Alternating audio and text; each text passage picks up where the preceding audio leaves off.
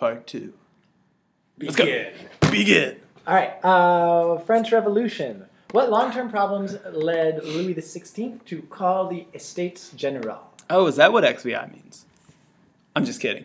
I'm just kidding. Louis XVI called the Estates General mainly because there was a very outdated social structure in place and an unfair and inefficient tax system. But not only that, France had kind of dug themselves deep into debt, and he, because of this inefficient tax system, needed to raise some money, and he was going to do so by taxing people and taking their money, and the aristocracy was not too happy about that, and they told him to call the Estates General, which he does. That's a big mistake. All right. Oh, we were supposed to do double there. Oh yeah, well. How was the French society structured then, before the French Revolution? Well, so basically, to elaborate on the outdated social structure, the French social structure in the late 1700s was more or less the same as it had been in like 1300. So it was still like a medieval structure where the people who worked for the church and the people who were aristocrats got lots of awesome privileges, the most important of which was the fact that they didn't have to pay any taxes. And that meant that the third class, the third estate, called the commoners, had to pay all of the taxes in France. And this is bad for a couple reasons. One, it means that the richest people in society are not contributing any taxes to the government, which helps to explain why France was in debt. And second, it makes the commoners upset because they're having to pay an unfair amount to support the French government. And so these two things are probably the two main causes for the French Revolution. Is the commoners are angry and the French are in a huge debt and have to reform. And so the angry commoners basically force these reforms on the French government during the beginning part of the French Revolution. I'm getting tired. This is when it counts, fourth quarter. All right, so what changes did the National Assembly make to the French government and to French culture? Yeah, so the National Assembly, they do a lot. Well, one, they decide that it's probably a good idea to protect people's natural rights. The Declaration of the Rights of Man guarantees the rights of life, liberty, and property, as well as the protection of private property, so security as well. It also establishes a constitutional monarchy, so they haven't quite yet killed the king. They're just working their way to it. And they eliminate privileges among the nobles in France to, of course, create a more equal society as they see it. All right. How did the king's attempted escape and his eventual execution affect the French Revolution? All right, well, let's take this in two parts. So the king attempts to flee France, which messes up all of the work of the National Assembly because they have just finished writing a constitution for a constitutional monarchy. So after they finish writing this and setting up the government, the king decides he wants no part of it and runs away. And he runs to Austria, which is an absolutist state. And basically, it seems like he's going to run to Austria and try to lead exiled French troops in a war against the revolution. So the whole constitutional monarchy thing is kind of out of the picture. So this forces them to scrap their original governmental plan and go back to the drawing boards.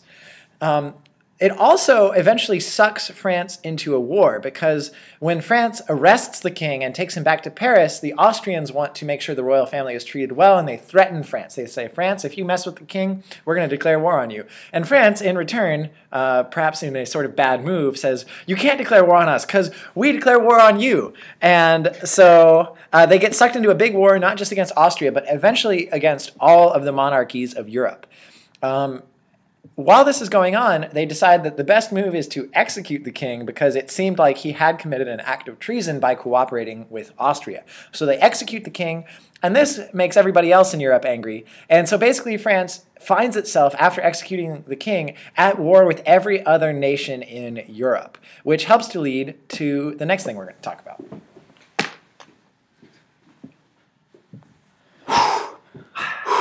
Why was the Committee of Public Safety formed? And what did the Committee of Public Safety do? Oh, well, the Committee of Public Safety, naturally, they were going to preserve the revolution and revolutionary ideas. And then also they wanted to make sure France didn't lose the war because they were now fighting pretty much everybody in Europe. But even though that was their goal and that's why they formed, that's not exactly what they do. Instead, they call up, or basically draft or conscript tons of people into the army, and they kind of engage in this kind of total warfare.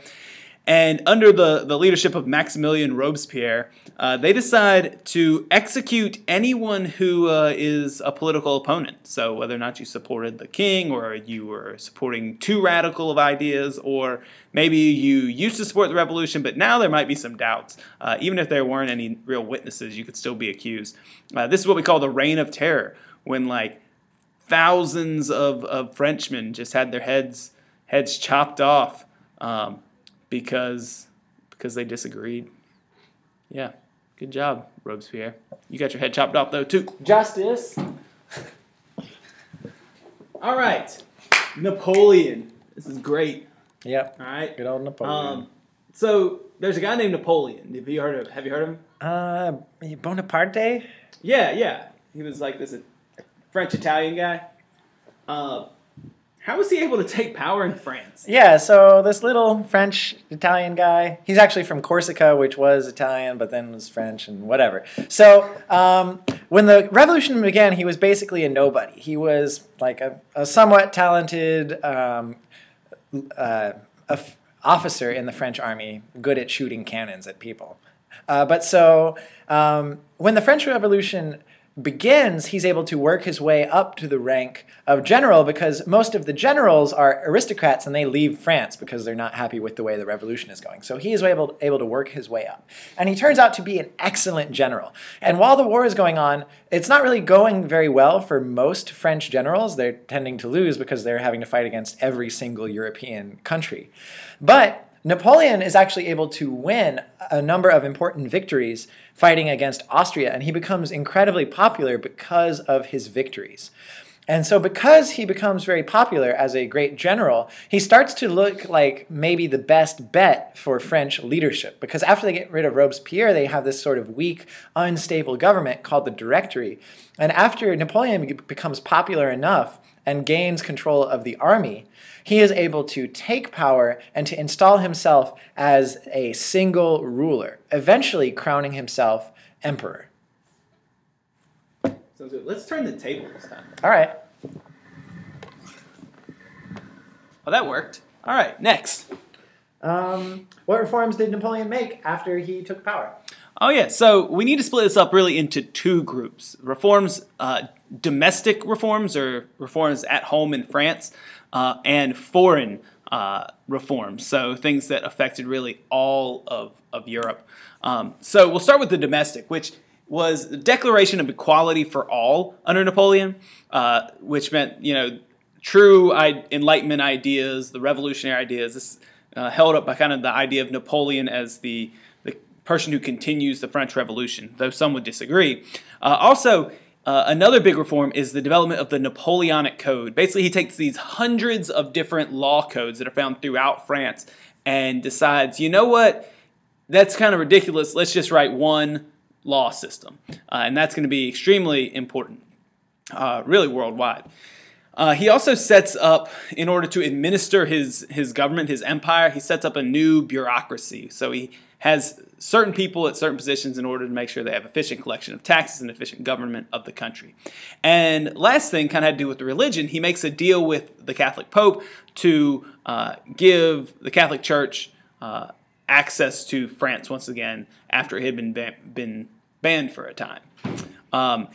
Foreign relations, foreign reforms included the spread of revolutionary ideas, the spread of nationalism, religious tolerance across Europe, but also the fact that he took over most of Europe, including Spain and Portugal and Netherlands, etc., and created just this gigantic empire. So some would say that that was an unwelcome reform if you were not French. Did I cover it? That sounds good to me. All right, let's go back.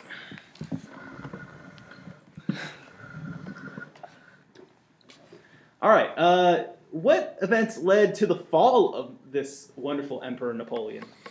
All right. Well, so he ends up locked in this sort of ongoing war with Great Britain, and he can't win the war because he can't invade England because England has destroyed the French Navy at the Battle of Trafalgar.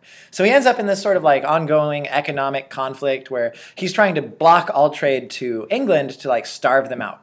But Russia wants to continue to trade with England because they're an important trading partner. And when Russia doesn't listen, Napoleon says, well, I can't attack Britain, but I can attack Russia. So he decides that he is going to invade Russia and make them stop trading with England. So he gets together this grand army of 500,000 people in the middle of summer and marches off into Russia expecting a quick victory.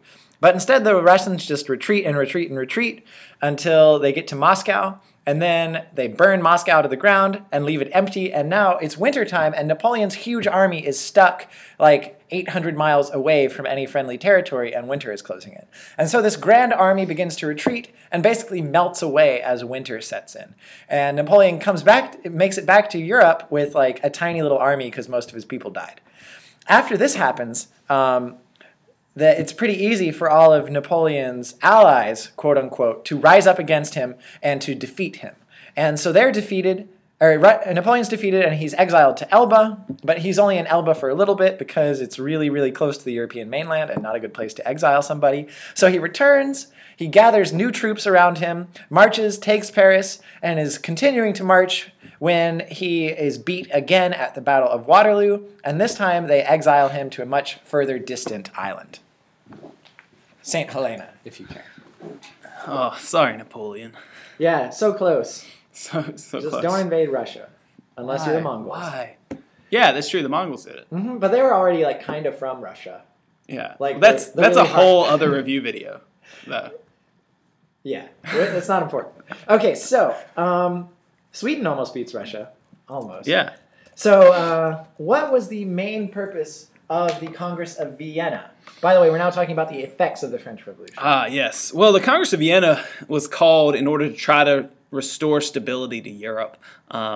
Basically, Napoleon had messed stuff up. He had conquered a good majority of Europe, and he had scared the rest of Europe. A pretty good scare, I would say. Yeah. And so they were worried that another country or another leader might do something similar and try to take over all of Europe. So they wanted to restore stability by establishing what we called a balance of power. They wanted to make sure every country had pretty much an equal standing in Europe so that none of them could rise up and take over the others. And if someone tried, they could then team up with the other people and smack them down. Right. Do you have a part two for this? You already answered part two. Oh man, I did such a good job. Yeah, it's beautiful. That's keep that tally in your head, guys, before you vote. All right. How did the redistribution of territory by this Congress of Vienna, how did it affect European politics after the war? Well, so it's important in a couple ways. Like, a couple countries get stronger, France gets a little weaker, whereas Prussia and Austria and Russia all grow a little bit. That's the whole idea of like keeping a balance between France and the rest of Europe. But perhaps more important in the long term is this leads to the growth of nationalism. Now, how does this happen? So basically what happens at the Congress of Vienna is the 5 great powers get together. That is, England, France, Russia, Prussia, and Austria get together and redraw the map. And these are just stuffy aristocrats hanging out in a room drawing on a piece of paper. They don't ask the people that actually live in these territories where they want to live or what country they want to be a part of. So, for example, they give a whole bunch of Italy away to Austria without ever asking the Italians who they want to rule them. And so this leads to nationalism because all of a sudden these people who have always lived in part of this one culture now belong to the Austrian Empire. And you see the rise of national identities as a result of, hey, we're recording, it's okay. So you see the rise of national identities, and this is going to lead to revolutions that we're going to talk about a little bit later. Nationalism. Muy bien. Yeah, don't forget that. That's going to be an important term for a while. Nationalism. Basically, the rest of our class. Yep, still important. Yeah. America. Holy Alliance, what was it? Well, that was Russia, Prussia, and Austria. And basically, to speed things up, they had basically formed this alliance to put down stupid revolutionaries in their country. So if, let's say, a revolution popped up in Austria, Russia and Prussia would come in and help them crush it in order to keep their absolutist Eastern European ways and dominate their half of Europe and maintain a balance of power. All right, cool. All right, last section, Latin American revolutions. For the win, what were the causes of the revolutions in Latin America? Well, if we had to boil it down to just a couple, we could say Enlightenment ideas, like the ideas of equality and liberty. Basically, the Spanish and the Portuguese had set up this hierarchy based on race and nationality that kind of ruffled the feathers of a lot of people who lived in these colonies. So they were able to use the Enlightenment to justify violent revolution, social contract theory, and all that stuff. There was a conflict between elite groups in Latin America. So the Peninsulares, the people who came over from Spain, were kind of competing with the Creoles, who were the people who were born in Latin America but with pure European descent. These guys disagreed. And also there was just a huge amount of inequality that allowed Creoles to kind of rally some of the lower ranking groups in Latin America to their side. And finally, Spain happened to be really weak around the time of these revolutions. So Napoleon invades Spain, and while that's going on, Spain isn't really paying very much attention to the colonies that it's supposed to be ruling. All right. All right, it's almost done, guys. Don't worry. Yep, but this is for your test, so stop complaining. I see you. All right, so who were the key revolutionaries that led revolts, and what were their accomplishments? For this one, I'm just going to say a country, and you should say, or no, let's do it the other way around. I'll say a leader, and you have to say their accomplishments and what country they were the leader for. I think I can do it. Let's start with Toussaint Louverture.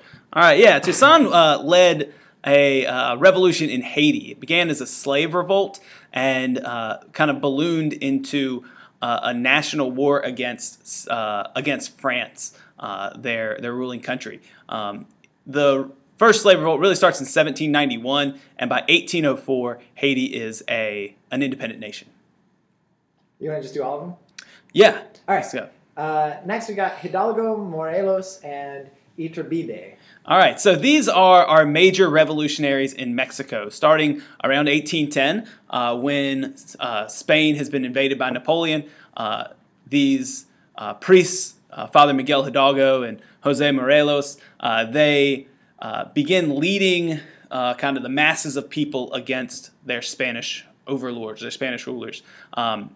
This wave of revolution is not terribly successful, though it causes a lot of change in Mexico. Ultimately, that revolution is put down, and a general comes to power a little bit later, Iturbide, and he leads Mexican independence, declares himself emperor, and then later gets killed and a republic is established. But, you know, who's counting? All right, then we've got Simon Bolivar, Simón Bolívar, and San Martin. Yes. So these guys, should I even go over these? Basically, all of South America minus Brazil and a few other places are freed by Simón Bolívar and José San Martín. Bolívar really starts revolutionary movement in Venezuela and then frees Colombia and Ecuador and creates a new country called Gran Colombia, which includes parts of Panama. And then he goes into Peru and meets this guy who's working from the south, San Martin, who's coming up from Argentina and Chile, and then they meet in the middle and basically kick Spain's butt until they're forced to leave these South American countries. So most of these countries begin their revolutionary movements around 1810 and gain independence by about 1824. Sweet. And last we've got Dom Pedro I. Yeah, so Brazil is an interesting case because it's not quite the same type of revolution. When Napoleon invaded Portugal, the king and the royal family of Portugal decided, all right, we don't have to rule from here. Let's just go to Brazil, and then we'll still pretend to be king of Portugal. And they do that until Napoleon is basically defeated, in which case they move back to Portugal and leave their son, Dom Pedro, in charge of Brazil. And a couple years later, he just decides to declare Brazil an independent country, and he was the first king. So that worked out. Sweet. All right, yeah, last one. All right, new Latin American countries. Things weren't perfect. What challenges did they face following independence? Well, one thing was that kind of the only thing that held the old Spanish colonies together was brute force by the part of the Spanish. And so after the Spanish were gone, there was a tendency for the different parts of South America to have trouble working together. They weren't used to ruling themselves. They didn't have any tradition of like democratic practices there. And so basically the only way to ensure any kind of stability in Latin America was for the rulers, even some of the liberators of Latin America, to use some of the same methods that the Spanish had, that basically they had criticized the Spanish for. So, for example, you saw with Simón Bolívar, he ends up becoming a dictator even though he fought in the name of democracy and liberty. So it's kind of this sad contradiction that even though they're liberated in the name of democracy, they end up as a dictatorship because that's the only way they can figure out to keep their countries stable. On top of this, there's still big problems with race and inequality. The Creoles are still kind of discriminating against mestizos and natives and Africans. And basically, there's still a lot of problems with stability. All right. Hey, that's it. All right, guys. You have a test coming up. Yeah, 2 days. So watch these videos. Vote in the comments for me, Mr. Lassiter. And that's it. Yep. Right? Mm-hmm. Don't let him blackmail you. He can't take points off just for voting But I can give you all the points in the world. See you later, guys.